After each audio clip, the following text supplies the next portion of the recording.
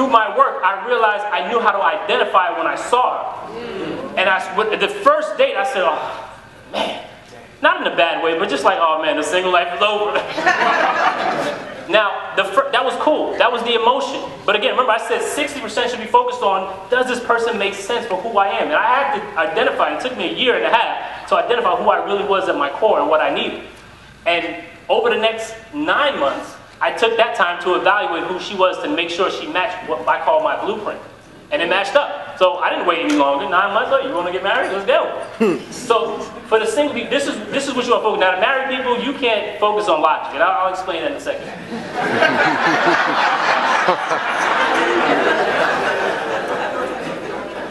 I call it the blueprint. I didn't make it up. I think I heard Tony Robbins talk about it. But your blueprint, don't worry about writing it down. What I mean by your blueprint is, every one of you has a story in your mind right now of what you think love should be. As a matter of fact, every one of you have an idea in your mind right now of what you think you should be doing regarding business. So I'll give you an example with the whole relationship and love aspect. Right now, whether you know it or not, you have an idea in your mind of what you think love should be. Now, oftentimes, our current life conditions don't match what we think love should be. And that's why some of us may be stressed. Because we think we should be happily married, and this is where it should be, and maybe you're single and you just got out of a second relationship that failed, so now you're not very happy because your current life is not matching what you think it should be. Now, here's the interesting thing. What you think love should be probably didn't come from something that you orchestrated yourself. It was probably forced into your mind. I'll give you one quick example. I remember doing an event with a young lady, and it was maybe 5 or 6 women in the room. And this young lady said, she had this whole conversation about, I don't like short men. I cannot date a short guy. I don't like short men. And I'm 5'9", so I think, okay, I know you probably wouldn't like me either.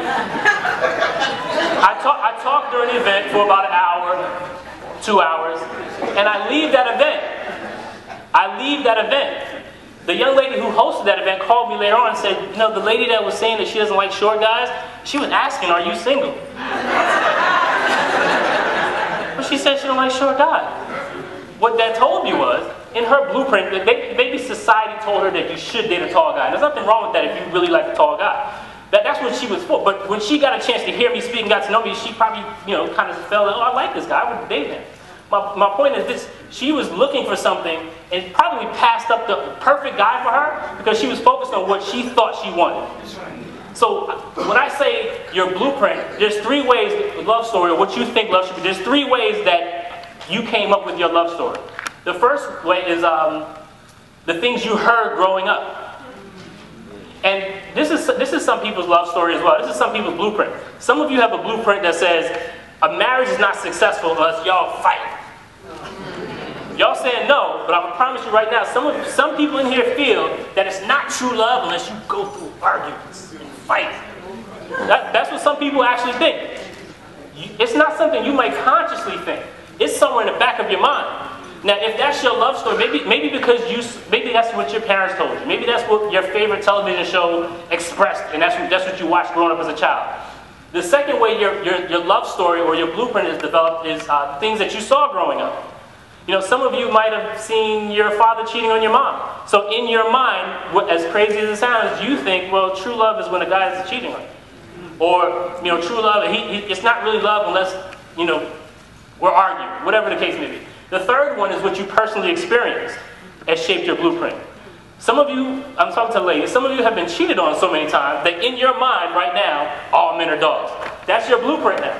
So if that's your mentality going into any relationship, how successful do you think that's going to be? Some of this is so far in the back of your mind, you don't even realize it. So I'm going to kind of give you some tools on successful marriages. Is that okay? Yeah. Successful relationships, let me say that. Now, obviously, if you're single, I tell you, focus more on does the person make sense for you. That's a little deep conversation. We can get into it later. But I remember I walked into the bank one day, and I was walking in, and I saw this older guy coming out. And he was shuffling. Like, he was... But I wanted to hold the door, because I'm that type of guy. So I held the door for him, and I was like, take your time. And he was like, it's great to see you. And he was like, he said something about, I'm handling my own affairs. I'm 95 years old, so I got to take my time. And I was like, that's a blessing. And he's like, yeah, and I'm still driving too.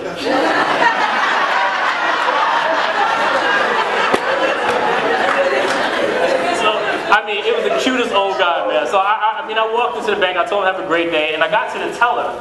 And the teller, I was like, that guy's 95 years old, still handling his own affairs. And she said, yeah, that's amazing. He has a 97-year-old wife that has Alzheimer's. And she remembers so much, but she doesn't remember him. And the old guy told her, the teller, he said, this September, we'll be married 71 years. And I'm so thankful to still have her with me. I'm so thankful she still wants me or has me. And now I'm not a big crier. I'm not a crier.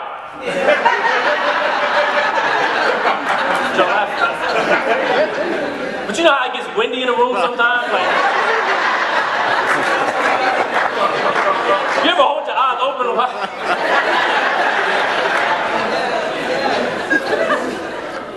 The teller told me that they would go out to eat at the same restaurant sometimes, and she'll remember the waiters, but she doesn't remember the guy she's been married to for 71 years.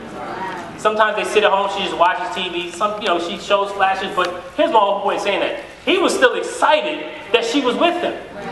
Now, what I got from that, based on what that actual real life story was, and all the things I've researched, and the people I talked to and that mentored under, or I've been mentored by, love has to be obviously beyond that feeling. Now, I'm going to explain what I mean, because obviously, if it was just about a feeling, he probably wouldn't be that happy.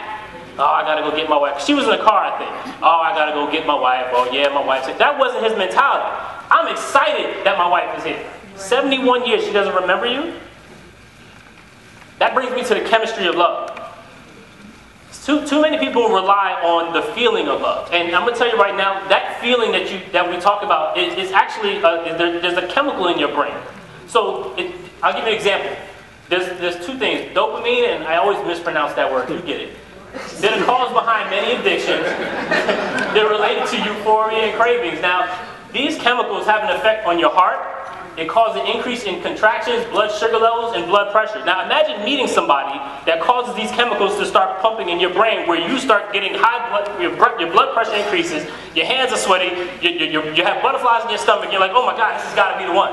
That's just a chemical reaction in your brain. As a matter of fact, most scientists will say that reaction will only last about, anywhere between, 3 months to 3 years. Think of it as this. Human beings reproduce very slow. There's animals out there that can produce 7 or 8 babies in one living. Human beings, usually 1 every year. So Mother Nature is like, well, I got to come up with a plan to get these people to reproduce quicker. I'm going to create this feeling in their stomach to get them to get in bed real quick so we can get more people on the planet. So it's Mother Nature's best hat trick. And if you rely on long-term love, it is.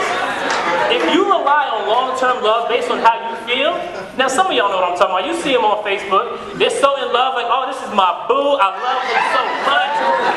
You give them 3 months and they're like, I can't stand this dude. You cannot rely on just the feeling. It has to be more. Now, I'll give you two quick pointers. The word fact, it indicates something that will probably never change. It's something that usually cannot be rejected as incorrect. An example is the world is round. That's probably something that's never going to change, right? Right? Yes. Okay, that's a fact. A truth refers to something that is only correct depending on the circumstances at the time. I'm standing on the stage. That's the truth. Because depending on the circumstances, which, right now, I'm actually standing on the stage. That's no longer a truth. Fact. So, most people base their love for someone on the truth, depending on the circumstances at the time. 3 years from now, when they're not feeling as excited or about the person, maybe they don't love them as much. That's not true love. That's not going to last 20. I've talked to people that last 20, 30 years. How long? 15 years now? 15 years. You can't just rely on a feeling to last 15 years. Trust me. So you have to base it. It is a feeling. You can't rely on the feeling. I'm going to tell you what you have to rely on. It's a decision. Now, if you think of the word decide, what does it end in? Icide. What are some other words that end in icide? Suicide. Homicide. Pesticide. Follow me. I know that sounds really sadistic, but follow me. It's the death of something. Pesticide is to kill the insects or the bugs that will eat the plants, right? Homicide is the death of someone else. Suicide is the death of oneself. So when you say the word decide, you've killed all other options. He's decided to love Sherry for the rest of his life. That's a decision. He doesn't have another option.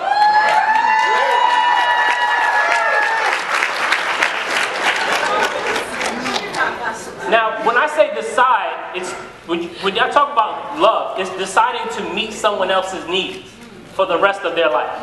That's what real love is, to decide to meet someone's needs for the rest of their life. Now, I'm going to tell you right now something about the decision. If you make that type of decision, it makes your relationship a lot easier.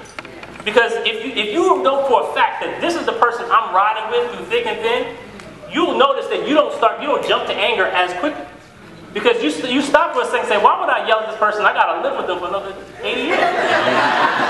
If it's not a decision, you fire off with the mouth because you don't care. It's not a decision for you. Now, I'll get into a couple things with that, but I'll skip over that. The fabric of character. This is something you should strive for as far as the goal in any relationship, especially romantically, is character. When I ask people what does character mean, they often say, oh, it's who you are, it's what makes you up. That's a cute definition.